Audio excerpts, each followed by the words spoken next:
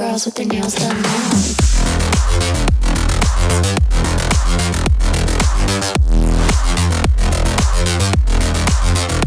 Girls with their nails done. Dark greetings. Intergenerational curses are a trope as old as time itself. From the days of ancient Greece, like the curse of Oedipus, destined to bed his own mother and kill his own father, all the way to the Kennedy family and countless other families who have noticed that there's a pattern of terrible tragedies happening to the people in their family. Curses represent the wrath of a god. A family curse is given from a deity to a human as punishment for something the human did to offend the deity, and it continues to strike tragedy in that human's family tree long after the sinner himself has perished. We suspect that the English word curse originates from the Anglo-Saxon word meaning wrath. The word curse first shows up in its modern usage in the 11th century to describe the goddess curse, the wrath of God. Now, traditionally there are several components to a curse. The human who activates the curse is originally blessed in some way. They have a divine gift from the gods. So when the human angers the deity in question, it's considered even more of a slap in the face, because it's kind of like the human is biting the hand that feeds them, is biting the hand that gave them this divine talent that others don't have. Another component of curses is that the human is arrogant. Their hubris makes them forget that despite their divine gifts, they are only human, they're not actually a god. So the deity punishes them as a way to humble them back to their human status. The deity's wrath is usually unleashed as a result of envy, and this starts a chain of tragedy that will continue to afflict not only the human with the gift, but all of their successors that follow. The successors of the human who triggered the curse continuously fail to free their family bloodline of the curse. Through their own hubris, they try to cheat the curse, and in doing so, they only end up right back where it's supposed to lead them. Despite receiving warnings about the curse, it's like their fate is already written in permanent ink. Only a very talented successor can ultimately outwit the curse. They must have some intrinsic quality that makes them different from their ancestors that came before them, whether it's their wit, their self-insight, their self-awareness, their intelligence, something that makes them be able to sever the curse where their family did not. So what is the psychology of a family curse? Part 1, shadow and light. Like I mentioned, the human is initially given a divine gift from a god. They have something that other humans don't have that makes them almost like this semi-divine status. They're not a god, and yet they have something a little above other humans. These divine gifts can metaphorically be anything. It could be intelligence, beauty, power, any positive trait that a human possesses. But behind every light, there's a shadow. And the brighter the light will be, the darker the shadow will be. This is why some of the most brilliant, talented, funny, articulate, beautiful humans also have a very dark side. The comedians who harbor a secret depression, the geniuses who fall prey to bigotry, the award-winning artists who torment those around them. There's an equilibrium in life. What comes up must come down. The faster it comes up, the faster it comes down. The brighter the divine gift, the darker its shadow side. A divine gift that is accompanied by hubris will attract the envy of the gods, as it were. In other words, if you have an incredible talent and you fly too close to the sun and you forget that you're only human, you get arrogant, you get condescending, you get cocky, at some point it's going to attract the envy of someone and you're going to fall down. You're going to get too close to the sun and burn all the way back to earth. So that's one symbolic aspect of a curse. It's sort of a forewarning against getting too greedy, too cocky, flying too close to the sun. It's the shadow side of something semi-divine, a gift that you have that others don't. But generational curses also represent other things. Part 2. The intergenerational transmission of trauma. Modern-day fiction continues to grapple with the idea of an intergenerational curse. Case in point, my own novel is literally titled The Curse in Their Veins. It's about an intergenerational curse. So I feel like I am the best person to talk about the psychology of a curse as a therapist who wrote about a curse. Why is it that this is a theme that speaks to us on such a visceral level? We have an unspoken, almost primordial understanding as humans that the sins of our ancestors are bound to repeat themselves in our behavior, and they're bound to affect us in negative ways. The past is meant to repeat itself, and the sins of our predecessors are carved into the coiling spirals of our DNA, and it will take immense strength to change those shapes. It's why we as humans continue to make the same mistake over and over. It's why history repeats itself no matter how much we learn about it. It's why the past influences our future. It's why we often make the same mistakes as our parents, almost as if we're fated to become them. When we're talking about curses, what we're essentially talking about is something invisible that is prophesied to happen because of something our forefathers and foremothers did. And in a lot of ways, when talking about something like personality disorders or abuse, isn't that exactly how it's transmitted across generations? Have you ever done the genogram exercise where you basically map out your family tree and you point out similarities and patterns? Who had a specific mental illness and who didn't? Who had a good relationship, who didn't have a good relationship? It's very insightful in bringing forth awareness of the patterns in your family tree and seeing how those are passed down vertically. What one person in a family or in any sort of system does has an effect on everybody else in that system. One person gets close to another, that's bound to create distance with a third person. These are the kinds of patterns that exist in relationships and systems. They're dynamic, they're fluid, they're interconnected. So when we talk about a family curse, somewhere far in your family tree, maybe something traumatic happened to one of your ancestors. Pick your poison. There is no shortage of traumatic events that happened in the history of humankind. And maybe they were unable to heal from that. So in their trauma response, they made some mistakes. They made some mistakes in the way they interacted with other people, in the way that they raised their children. And now their children now have a genetic predisposition for making those same mistakes, as well as an environment of trauma or adversity or stress that again further predisposes them to making those same mistakes.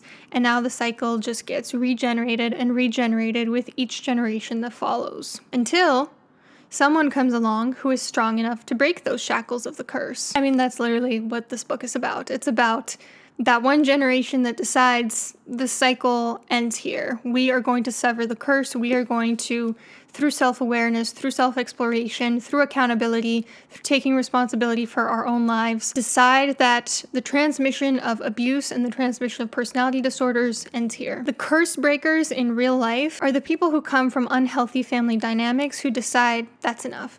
And for some reason, they too have some sort of divine gift, some sort of special skill that allows them to break that curse. This cycle has been playing on a loop in this family for maybe decades, maybe centuries, maybe even millennia. But for some reason, someone comes along and they have the strength to forge a new path for those that come after them. They create a new destiny for their children and their children's children, a path in which they're not doomed to the same tragedies as those that came before them. I found this quote by Carl Jung that seems pertinent here. "It is of course not possible for parents to have no complexes at all. That would be superhuman. But they should at least come to terms with them consciously. They should make it a duty to work out their inner difficulties for the sake of their children." I think this quote really speaks to how, as parents, everyone has a responsibility to work on their unconscious shit.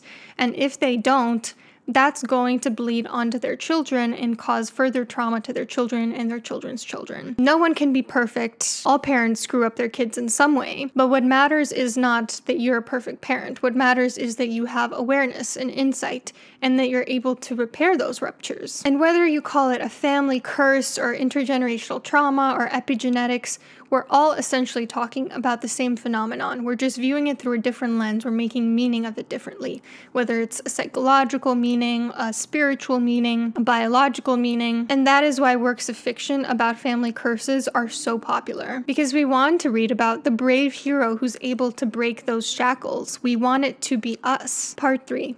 The desire to make meaning of unfathomable tragedies. So actually, on the back cover of my book, it says, "Are we doomed to become like our forefathers and foremothers? Why is it that once in a while, a child is born who bears an uncanny resemblance to a malevolent ancestor?" And in this context, it's kind of a hypothetical question, but I'm asking you, why is that? Why do you think some kids are born fussy and others have an easier temperament? Why is it that some kids seem to have an innate predisposition to a curse, to repeating something their ancestors did, and others don't? Where does that come from? We don't know. It feels very mystical to us, and so we want to come up with an explanation. We want to understand the causality of why some people have the curse and some don't. And in my novel, the protagonists are two twin sisters, one who has the curse of narcissism and one who doesn't. In the whole book, they're kind of trying to understand, why her? Why is it not me? Why does she have this affliction and I don't? Where does it come from? Who decided this? Why? We don't know why if you give the same exact two experiences to children, even if they have the same genetics. One is going to do something different from the other. One could develop narcissism and one not. But we crave an answer, so we turn to symbolism and mysticism and fiction and artwork. We turn to the origin story of a curse as an explanation for the causality. We're trying to understand, why was this the specific punishment that a deity decided to execute? How does this curse work? What are the mechanics of it? What is the formula of when it strikes and when it doesn't? What we're really trying to say is, help me understand how this curse works so that I can predict it when it will strike and protect myself from it. That's the entire field of biology, psychology, genetics, epigenetics right there. So many researchers are trying to figure out all over the world what makes a curse strike versus not. What makes those genes turn on versus not. And aside from fiction, I have heard people reference a curse in real life when trying to understand why a terrible tragedy has happened. One of my close friends had a terrible thing happen to someone in her family. And I remember when it first happened, I was comforting her and she was telling me that these sorts of things have happened in her family before for decades, maybe centuries. There is a pattern of terrible things happening to the men in her family. And in that moment, I think I saw really clearly somebody trying to make meaning of unfathomable tragedy, trying to make sense of the senseless. When something horrible happens to us and we don't understand why me, why now, why him, why this, we search for an explanation. Because if there's an explanation and we understand it, we can at least avoid that same fate. But if we don't understand something, then we cannot protect ourselves from it. We're fighting an invisible demon. So it is very scary for people to feel like things are happening randomly to them. That is a terrifying thought for many. Part 3. Envy. Now, like I mentioned, curses are often unleashed as the result of the envy of a god against a human. Or not necessarily a god, but usually a very powerful figure. It could also be a witch. Usually it's a witch in modern times. In this sense, tales about intergenerational curses are essentially a warning against the evil eye. Now, if you're from Eastern Europe, Mediterranean Europe, Middle East, you may be familiar with the superstition of the evil eye. I personally come from a culture that does believe in it. The evil eye is essentially synonymous with envy. It means that when you attract attention to yourself, when you are in a position of success, things are going well for you, or you are enjoying your successes publicly, people will get envious and they're going to thrust the evil eye on you, which is essentially a kind of curse. It's a hex. Their envy ensures that a bad streak of luck comes onto you. Funny, I have a group of friends who originate from Middle Eastern cultures, and one of them was telling me how when things were going really well for me, they sat around and they prayed for me that I wouldn't have the evil eye put on me. And I thought that was the sweetest thing ever, that you would want to protect your friends from somebody putting a hex on them. In Romania also, if you're admiring your nails or something, you're supposed to spit on it afterwards as a way to prevent the evil eye. It's cautioning you against vanity, against getting too cocky, against attracting the envy of people who are going to see your success and want it from themselves and think that you don't deserve to have it. It's a superstition that warns against being arrogant about your divine gifts. It might piss off the wrong person. I mean, it's true, to have someone plotting your downfall is a powerful thing to protect yourself from. There are going to be people that when you're succeeding, they want to take you down. YouTubers, for instance, the bigger you make it, the more at risk you are of being canceled. No one's trying to cancel someone with 10,000 subscribers. So curses and the evil eye, they talk about the importance of having the acceptance and support of your social group.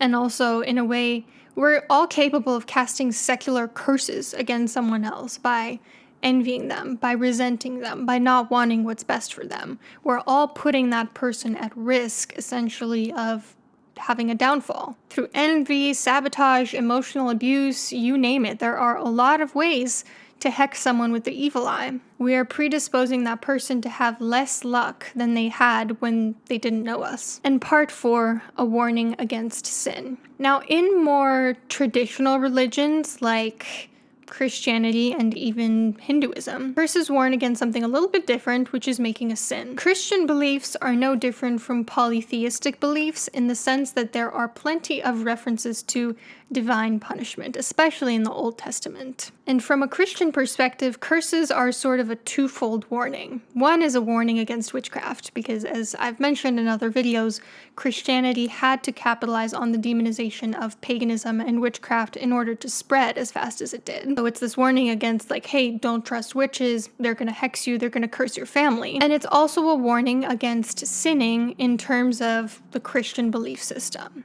It's a warning that, hey, terrible things are going to happen. You're going to unleash an irreversible curse against you if you do X, Y, and Z. As early as the legend of Eve eating an apple. These curses have roots related to a person's original sin. And curses often have this punitive undertone of, hey, don't do this thing. If you do this thing, something terrible is going to happen. Hey, don't make a pact with the devil or with that witch, because if you do, your whole family is going to suffer for millennia. And this is not exclusive to Christianity either. Like I said, other major religions also have similar symbolism of curses as a warning against sin. In conclusion, intergenerational curses are symbolic of many things. They're symbolic of the shadow and light, the duality that has to balance out in any sort of divine gift, the transmission of trauma through family bloodlines, the desire to make meaning of tragedy, the effects of envy, and a warning against original sin. If this is a topic that intrigues you, you might really like my novel. I will put a link in the description box as well as in a pinned comment, so check it out. And if you have already read it, please leave me a review. I would really appreciate it. It helps me so much.